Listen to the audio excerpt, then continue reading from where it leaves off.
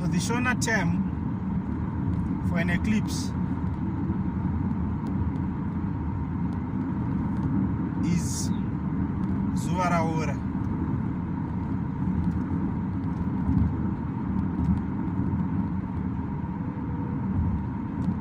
Basically, the sun has just got rotten, and so you can tell from the two examples I've given, whether it is the dragon swallowing the sun or the sun getting rotten, that this is framed as an apocalyptic event.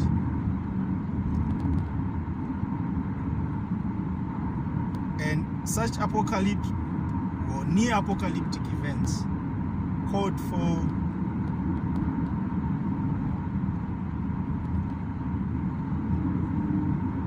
propitiation, sacrifice, something to be done to avert the crisis.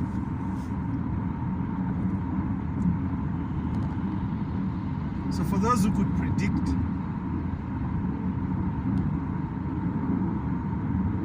such phenomena, this became an important moment for change and transformation. Because what won't people do to avert apocalypse, to avert crisis?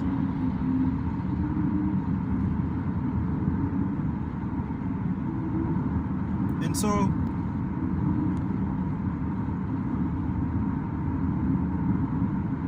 the symbolism of the apocalypse, the signifying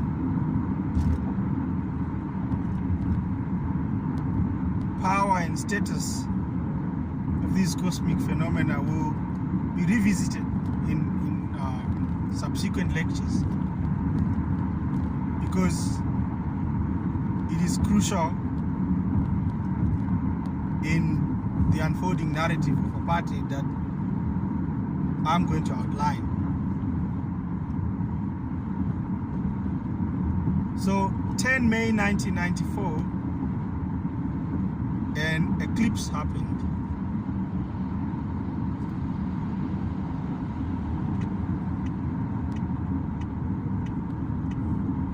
The sun was swallowed. The sun got rotten. The transformation was happening.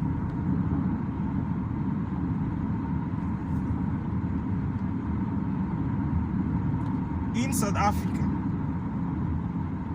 as the eclipse was happening in the northern hemisphere, in the southern hemisphere, another event was happening.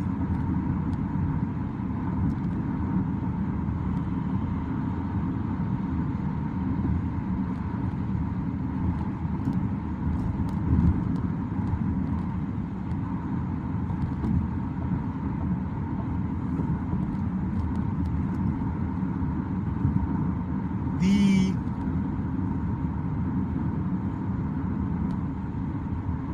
Truth and Reconciliation Commission that was set up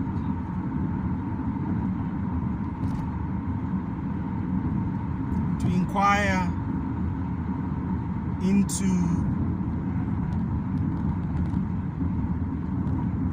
what it framed or labeled as human rights violations during apartheid.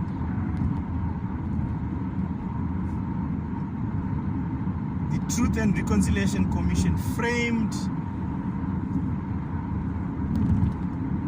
its whole business on the basis of a narrow focus, a very narrow focus.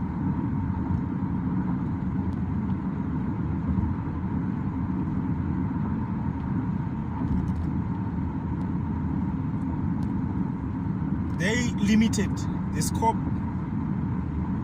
of investigation, of their inquiry to occurrences falling between 1 March 1960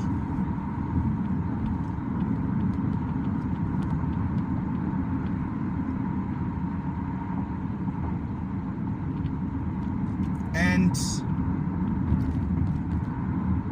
10 May 1994. So here's another significance to this date. 10 May 1994 is, according to the Truth and Reconciliation Commission, the cut-off date for apartheid. So 10 May 1994 is the official cut-off date of apartheid.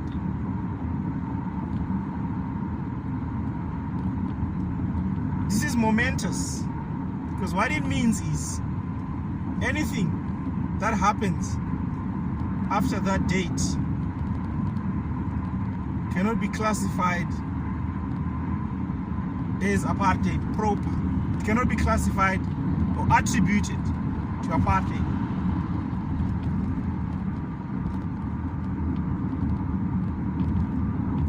Instead, it has to be attributed to a new dispensation.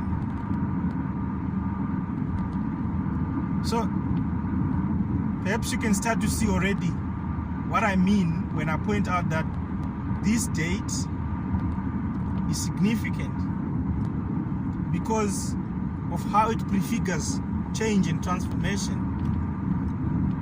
Because according to the TRC Act,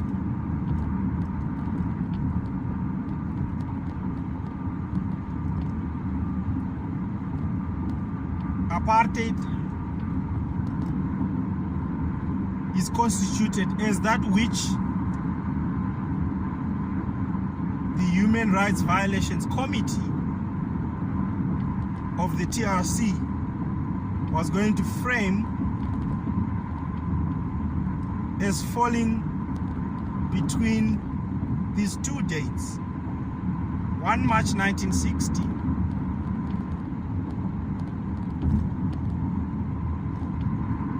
and 10 May 1994. This is critical to remember and to observe for reasons that will become more and more clearer as we get into this topic.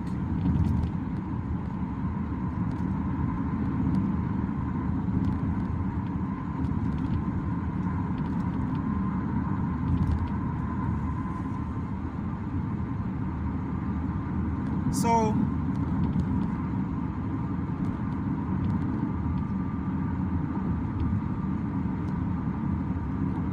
according to the TRC, 10 May 1994 is the official cut-off date when apartheid ends. This official cutting off is itself linked to another important event that takes place on that same date. So on 10 May 1994, Nelson Mandela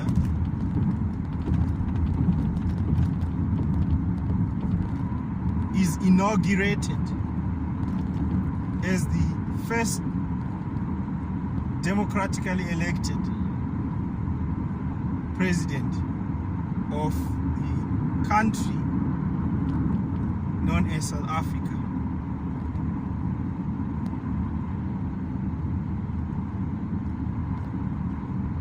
So being inaugurated as the first democratically elected president of South Africa clarifies what exactly is being inaugurated after the cut-off date of apartheid has been established formally through the TRC Act, which narrows the scope of what was to be admitted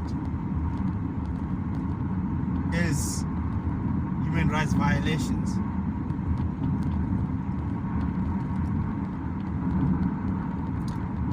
And so Nelson Mandela is not merely inaugurated as the first democratically elected president of South Africa. He himself takes upon himself the task and the act and the symbolism of inaugurating the new South Africa, what was to be known as the new South Africa, the so-called Rainbow Nation, is itself inaugurated in the moment of Nelson Mandela being himself inaugurated as the president, first democratically elected president of South Africa. The notion of inauguration is a key one in our study, in our attempt to frame the study of loopholes, because it is hard to speak of apartheid if we do not define loopholes.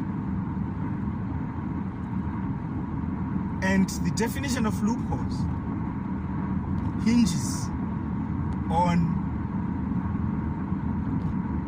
the discussion that we are going to have of, on the one hand, inauguration and its associated concept of exaggeratio. So inauguration or inauguratio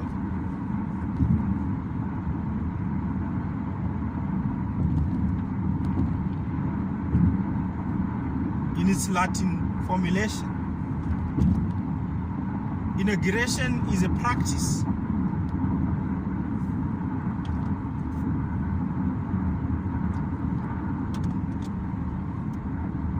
that we can trace to the building of new temples and the expulsion of old gods in Roman classical law, but also in Roman classical history.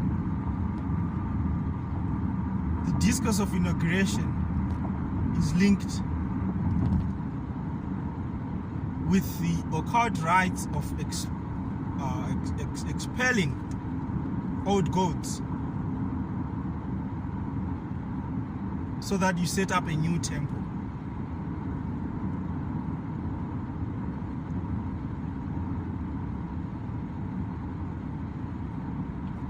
So on 10 May 1994, Nelson Mandela uses a very specific formulation to enact the expulsion of the old, the waving off of the old and the waving in of the new, closing the door on the old and opening the door on the new. He uses a very specific formulation. It's a chant that we all know, that many people know, that most of us know. As he delivered his inaugural speech as president, he used 5 words that are very evocative. Or you could say he actually used 3 words, because the other word is repeated 3 times.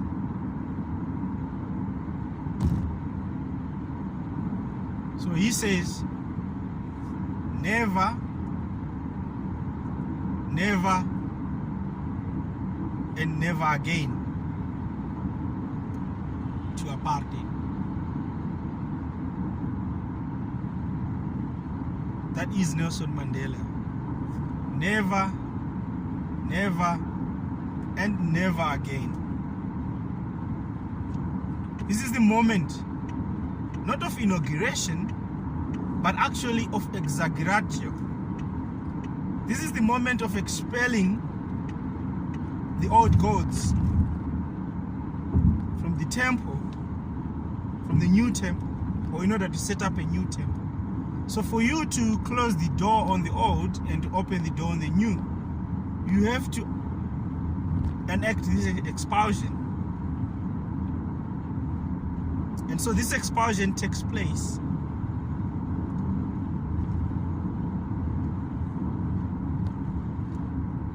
in that very moment when the new is being ushered in.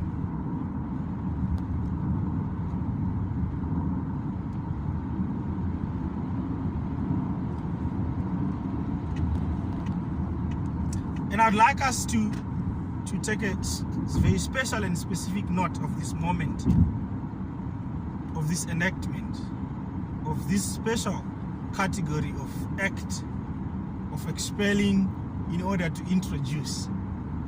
Because the assumption that we get from the date of 10 May 1994 is that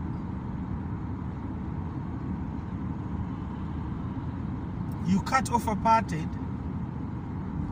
and apartheid is no more, and you open the door to the new. This is the meaning of 10 May 1994. But here is the true significance of that date. Now I'm going to give you the true significance of 10 May 1994 in light of the Apartheid Studies framework. So what is this true significance? The true significance of the moment of 10 May 1994, the day on which there is an eclipse, the day on which the Truth and Reconciliation Commission cuts off its inquiry,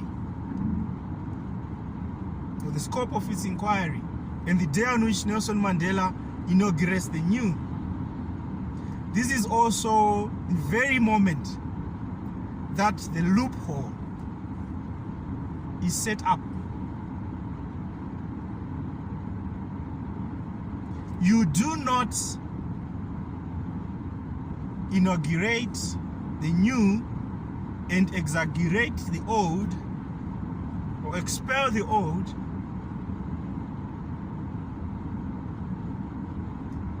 in totality.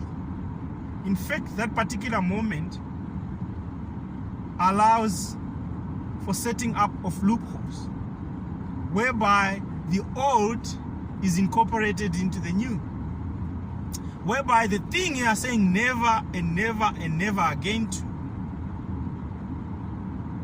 persists in the new. But for the old to persist in the new, you need a loophole, because you have the old and you have the new. And so the old cannot persist in the new except through a loophole, except through a gap that is offered for it to use as part of an incorporation into the new. So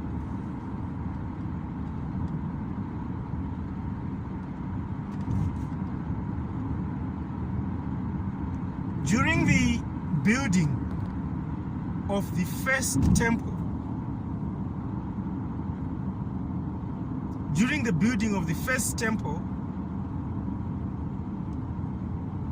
of Jupiter on the Capitoline Hill in Rome. I think this was during the reign of Lucius Tarquinius Superbus. So during the reign of Lucius Superbus,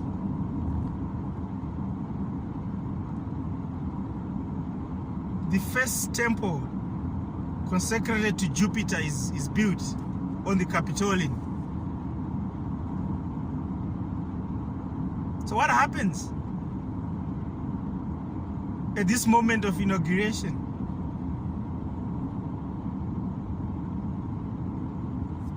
Two gods, in fact a god and a goddess, they refuse to be dislodged from the temple. So make a very special note of this. Two deities refuse to leave the temple. They refuse to be dislodged. These were Terminus. Terminus is the god of boundary stones.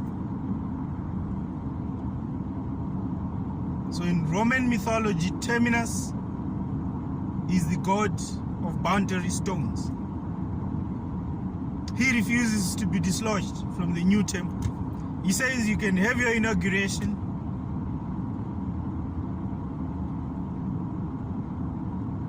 and I'm going to be part of that inauguration. I'm going to be part of the new. I'm an old god. I belong to the old dispensation. But I'm not going anywhere. I'm going to become a part of the new.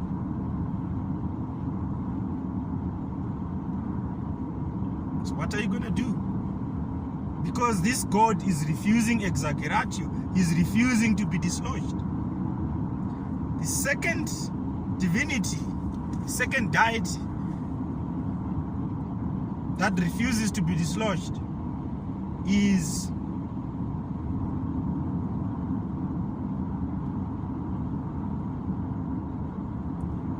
Juventas.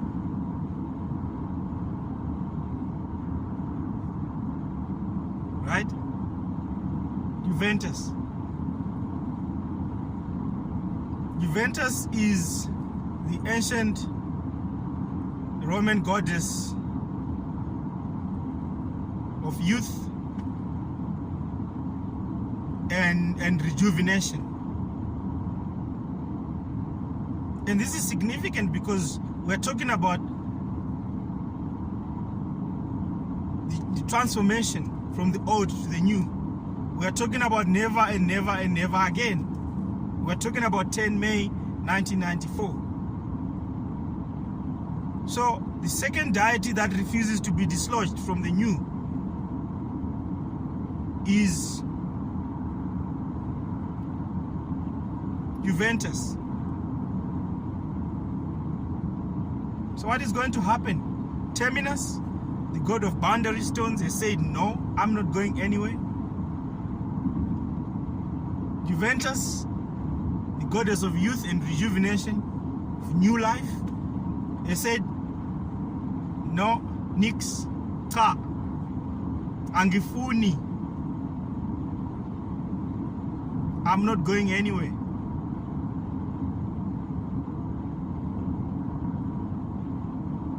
So what happens when the old refuses to be dislodged is that instead of expelling them, you incorporate them. You incorporate the old into the new.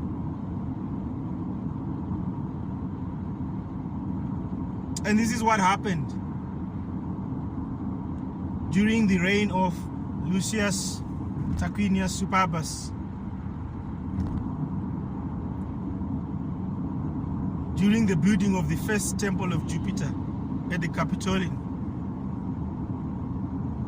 the old, or parts of the old, were incorporated into the new.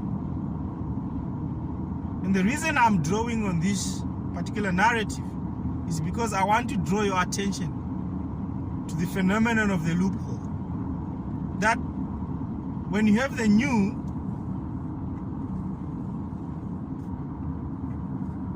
And when you cut off the old, when you have parts of the old that refuse to be cut off or to be dislodged, you solve that. Your solution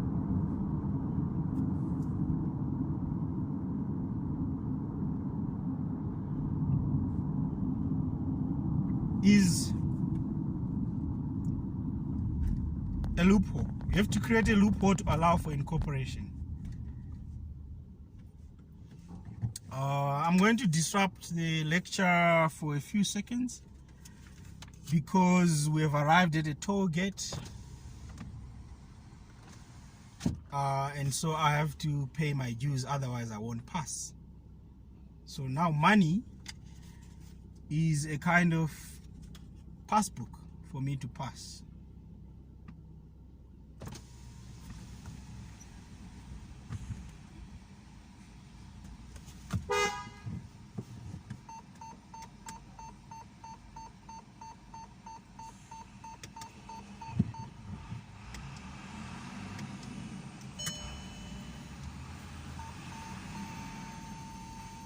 Thanks, Abon.